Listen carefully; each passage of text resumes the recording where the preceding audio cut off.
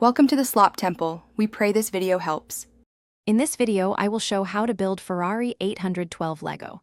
Start by sorting pieces into color and type bins and lay out numbered bags in order. This saves time and prevents mistakes. Follow step sequences calmly, snapping parts firmly but gently to avoid stress. Pause between major modules to check alignment and part counts. Keep small trays for loose studs and use a soft brush to remove dust for a polished finish.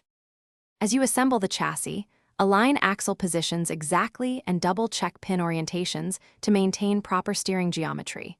A small misstep can cause wheel wobble later. Use the manual photos to confirm orientation of lift arms and beams and apply equal pressure when joining large plates. If something feels forced, backtrack one step to locate a misaligned connector. Take breaks every 20 to 30 minutes to maintain focus and steady hands.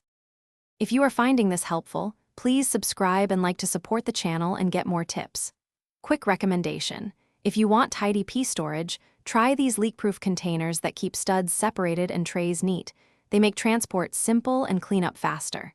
I find them perfect for sorting bags and protecting stickers from dust. Check the description for the link and other deals. Now let's get back to the video.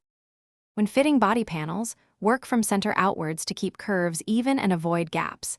This helps achieve that sleek Ferrari silhouette. Handle stickers with tweezers and apply slowly to remove bubbles. Save cockpit and delicate trim for later so you can still reach internal clips. Inspect paint-like elements under good light to ensure color continuity. Finish with subtle touch-ups and secure loose pieces before moving to the display stage. Thanks for watching. Consider subscribing if we helped you.